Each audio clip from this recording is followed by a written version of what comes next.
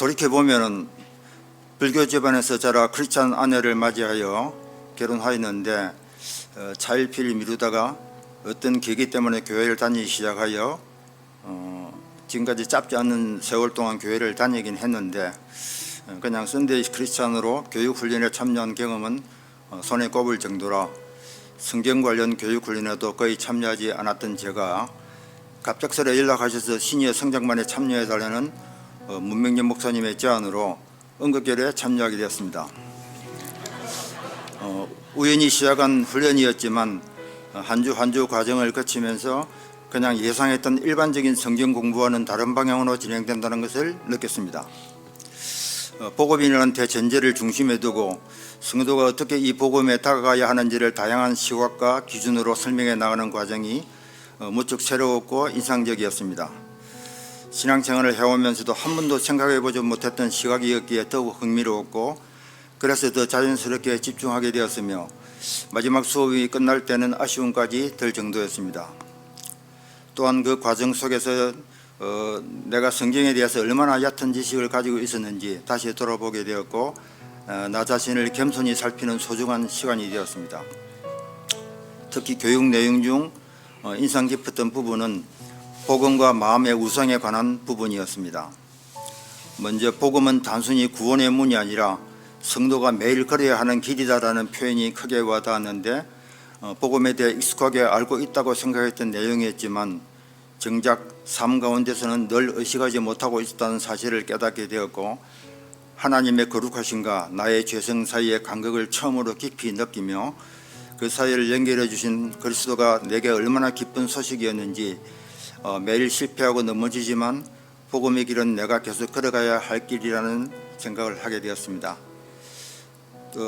과제 중 또한 그 마음의 우상, 육과에 있는 마음의 우상 역시 기억에 남습니다.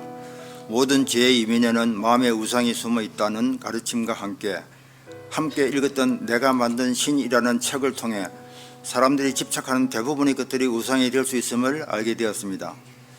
결국 우상 숭배에서 벗어나는 길은 복음 안에서 만족함을 누리며 내가 만든 신을 내려놓는 철저한 회개뿐이라는 말씀이 마음에 남았습니다. 이를 생각할 때 앞으로 내 삶의 무게중심을 어디에 두어야 할지 스스로 더 진지하게 고민하게 되었습니다. 성경적으로 한없이 부족한 제게 이런 감동을 느끼게 했던 것은 오랜 시간 이 교제로 많은 분들을 훈련해 오신 문명진 목사님의 열정적이고 노련한 강의도 한몫했다고 생각합니다. 그리고 저도 어느덧 세월의 흐름 속에서 교회에서도 시니어 자리에 들었을 만큼 이제는 모범이 되어야 한다는 부담감에서 조금은 열심히 참여하게 되는 동기가 되지 않았나 싶습니다. 그럼에도 이렇게 좋은 교제로 성장만을 수료한 뒤 내가 얼마나 변화될 수 있을지 생각하면 기대보다 실망이 클까봐 민망스럽고 부끄러운 마음도 듭니다. 하지만 훈련을 통해 배운 것처럼 내 연약함과 실망이 드러나는 그 자리에 숨기보다는 주님을 찾으며 부족하고 연약한 나를 위해 그리스도께서 오셨다는 진리를 믿으며 그리스도 안에서 주시는 풍성함과 기쁨으로 살아가기 위해 노력하겠습니다. 신예를 위해 이런 귀한 가정을 마련해 주신 교회에도 감사드리며 10주 동안 함께 애써주신 훈련생 동료분들과 5 노인네들을 위해서 끝까지 최선을 다해 애써주신 문명진 목사님께도 깊은 감사를 전합니다. 감사합니다. 이 땅의 삶 가운데 어려운 일 중 하나, 아니 가장 어려운 일은 자녀를 양육하는 일인 것 같다. 자녀는 내 마음대로 되지 않는 존재이다. 호기롭게 좋은 엄마가 될 수 있을 거란 생각으로 자녀를 낳았지만 자녀를 양육하는 여정은 쉽지 않았다. 자녀를 양육하면서 나의 심장과 맥박은 자주 불규칙해진다. 나는 분노하고 참지 못하고 자주 절망한다. 내가 이렇게 화가 많은 사람인가? 내가 이렇게 참을성이 없는 사람인가? 내가 이렇게 다혈질의 사람이었나? 이러한 나의 모습을 마주하며 나는 정말 엄마가 되면 안 되는 사람인데 엄마가 되었구나라는 생각에 자책하며 아이들을 올바로 양육할 수 있을지 두려웠다. 자녀를 양육하며 생기는 문제는 훨씬 복잡하고 어려웠다. 다른 아이들은 쉽게 넘어가는 일을 우리 아이는 쉽게 넘어가지 않는 것을 보며 이렇게 기도했던 것 같다. 하나님, 저는 그릇이 너무 작은데 왜 이렇게 어려운 아이를 주셨나요? 어느덧 큰아이 중학교 2학년, 작은아이 초등학교 5학년. 큰아이가 사춘기를 만나는 시점에서 부모 성장반을 신청하였다.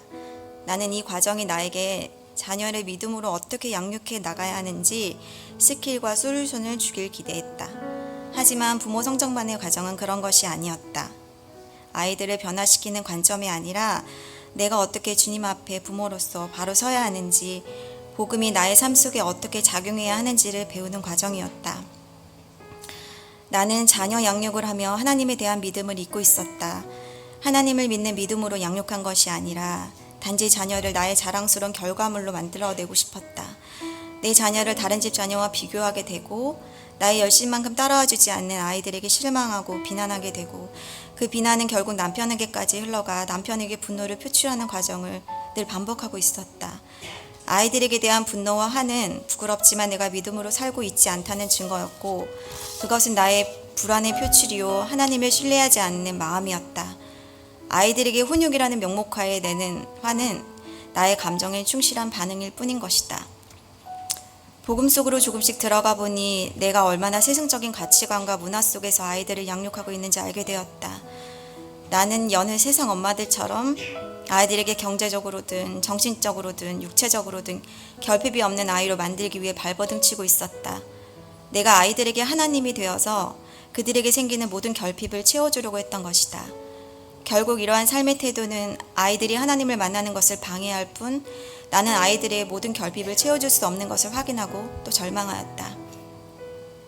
하지만 하나님은 나의 자녀 양육에 전혀 다른 의도를 갖고 계신다.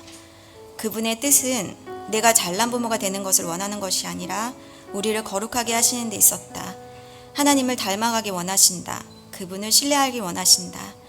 아이들의 양육에 관한 모든 것이 나에게 달려있는 것이 아니라 궁극적으로는 주님께서 돌보시고 그들을 인도하신다.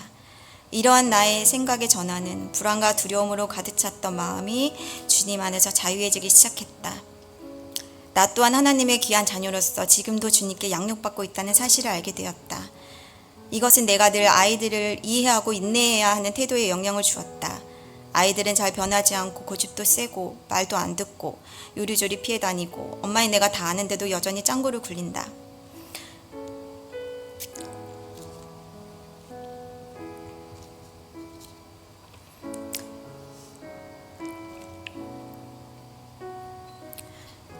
그런데 바로 그런 아이들의 모습이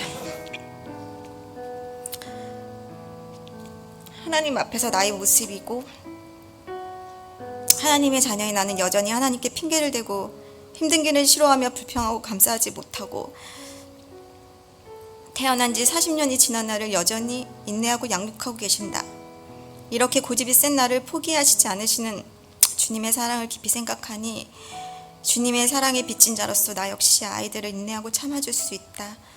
엄마인 내가 먼저 주님의 사랑을 충분히 경험하니 주님의 그 사랑이 아이들에게 흘러가는 것 같다.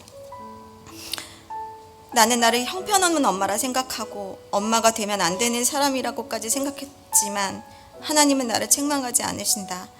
주님은 함께 키우자고 말씀하신다. 나에게 자녀를 주신 것은 그 일을 나 혼자 하라고 내버려 두신 것이 아니다.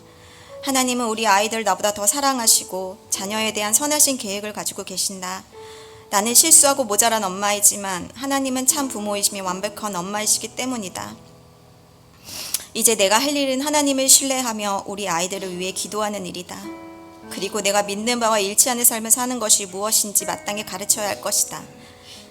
다음 세대를 위해 주님께 소망을 두고 기도하는 이 값진 일을 남편과 또 사랑하는 교회 공동체와 함께하길 소망한다. 훗날 아이들이 정말로 어려운 일이 생겼을 때 엄마인 나를 찾는 것도 좋지만 궁극적으로는 우리 아이들이 참 부모이신 하나님 앞에 나아가기를, 그리고 하나님과 깊은 관계를 맺고 그분과 동행하는 삶을 살아가기를 간절히 기도한다.